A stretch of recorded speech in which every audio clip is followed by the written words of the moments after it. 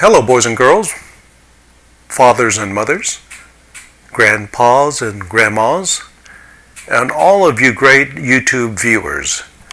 This is Kenny Urzi, and today is my first YouTube, and I'm going to discuss what it means to be a good person.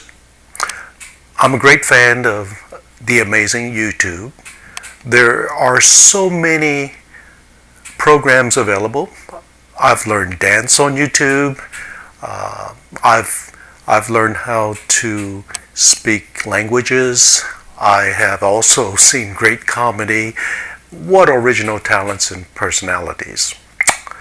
But today I want to step into YouTube because I want to share some ideas with you.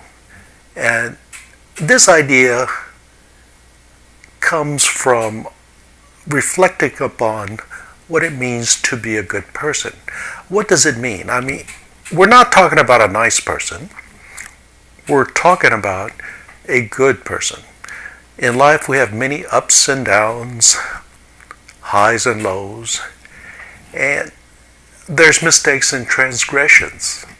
And as human beings, we sometimes reflect upon what it means to be a good person. We want to improve ourselves. So I thought I might read a little philosophy, some ethics, a little psychology. And I found out that a lot of the philosophers are great. They get into very, very detailed abstract arguments. But when it comes to practicality, they're a little lacking. So I thought it might be important if I tried to come up with something that we could all use for everyday living. So I'm happy to say I believe there are 5 guidelines that we can put into practice if we're diligent, and if we're mindful, and if we're conscious of it, we could actually become good persons. So what are these 5 guidelines? These are empathy, morality, civility, happiness, and wisdom. These are all accessible to us all. Now, I'm not saying we'll ever be perfect, no one ever is, but the good thing is we can connect to that good person within us. And this good person can come out, and it's never too late. So let's start with empathy. Guideline 1, empathy. Cultivate empathy. What is the meaning of empathy? It means understanding and respecting the feelings and the views of others. And it's putting yourself in someone else's shoes. But the golden rule of empathy was first formulated some 2,500 years ago. And it was none other than Confucius, who said, the central aspect of all his ethics is this: do not do unto others what you would not want others to do unto you. Very, very simple. So you don't like people to cheat you. You don't like people to lie to you. You don't like people to bully you. Then don't do it to others. Don't cheat others. Don't lie. And don't bully others. So the Bible also has a positive spin on the same golden rule.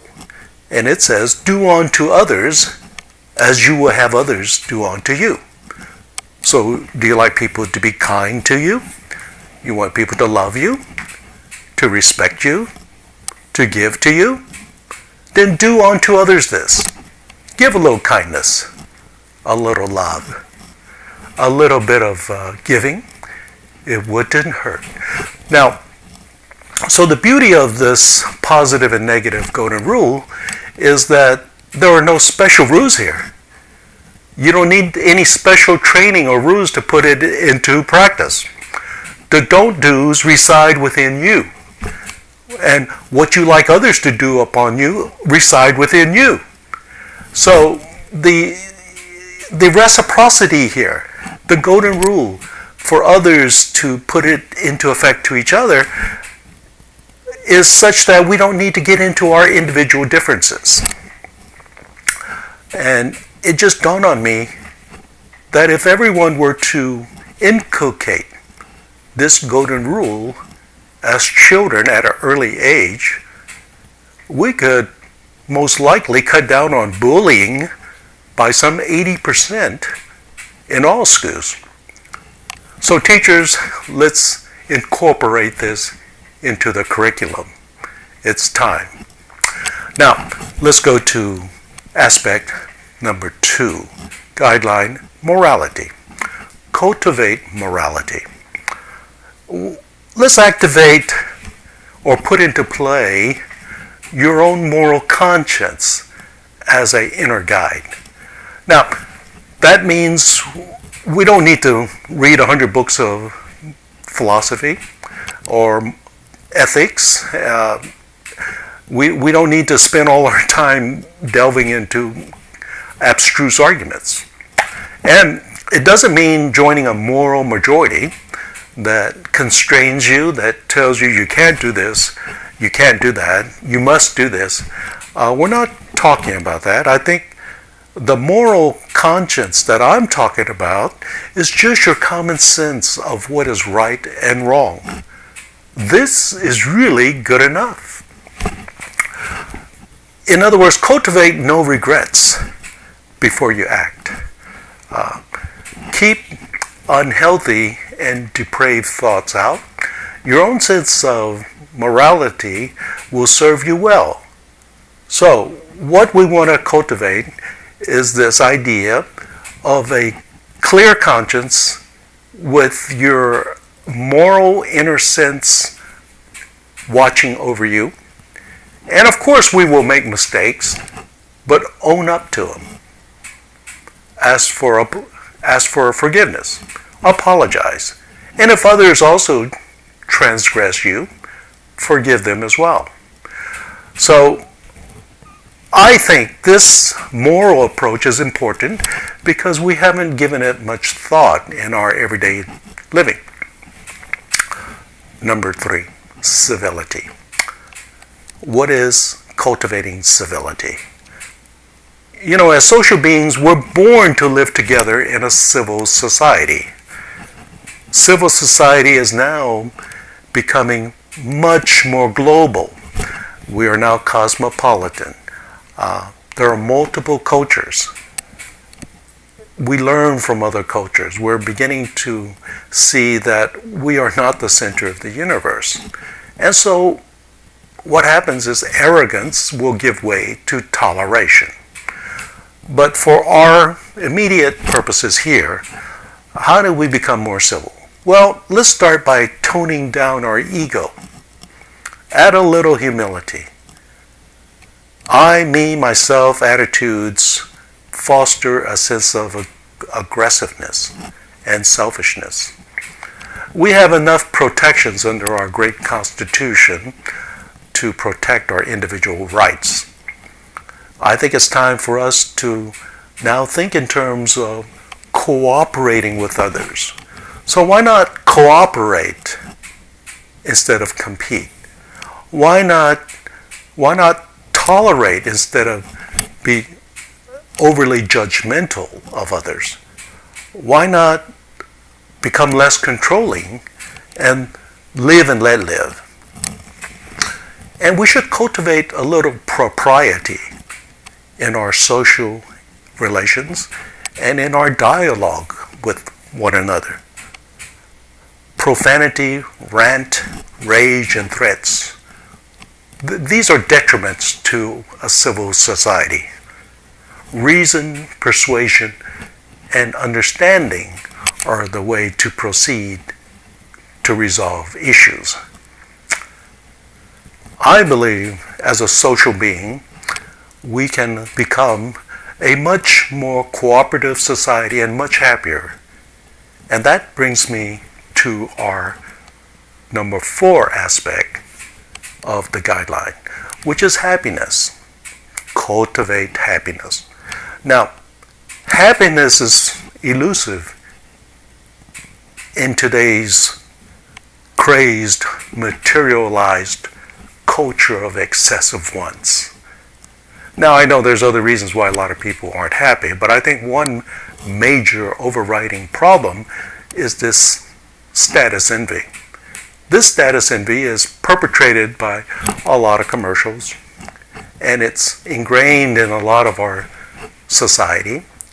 So I think it's time for us to step back and instead of seeing status envy on television, seeing status envy occur when we see our friends flaunt their designer wares or when our relatives get ahead financially, step back and ask yourself, what is the most important aspect of living? Well, it's happiness. And happiness, believe me, is not bought. Happiness is something that comes from the inner self. And love and friends can help you achieve that. I really think that if we were to have all the material things in the world but no friends, we'd be quite miserable. So remember James Stewart in It's a Wonderful Life. In the last scene, when his brother Harry gives a toast to him, he says, "To the richest man in this town, my brother, George Bailey." Well, at the brink of financial disaster, all the friends in the community came together and provided George with the friendship that he needed and the funds to survive this disaster. So no man is a failure if you have friends. So I think this is something we should begin to focus on. Happiness with friends. Finally, guideline number 5, wisdom. Wisdom comes with experience, and it is the ability to act wisely after learning from the past. Wisdom grows if we utilize it, if we nourish it, and if we use it to take stock and reflect on each stage of our life. It's never too late to do right. Learn the biographies of great people who have overcome their bad habits and their follies. Wisdom is the tried and true path to a better person. And wisdom comes with age. That's why I left it for the number 5. Well, that concludes our discussion about what it means to be a good person. I've provided some how to be a good person with 5 simple guidelines. But you do need to have honesty. When you approach this, you have to be open with yourself. You have to be conscious of it, and you have to practice it, and hopefully you can cultivate it. And it doesn't matter your economic status. It doesn't matter your educational attainment, nor your age. Just be mindful that we can all be good. So let's cultivate these 5 guidelines, and what are they? Empathy, morality, civility, happiness, and wisdom. And once a year, do a summing up and come up with ideas and share it with me. Add to my list of 5 or amplify what you think it means to be a good person, and I will learn from you. Now let's go to it.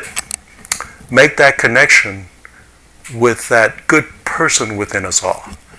Well, this concludes Commentary 1.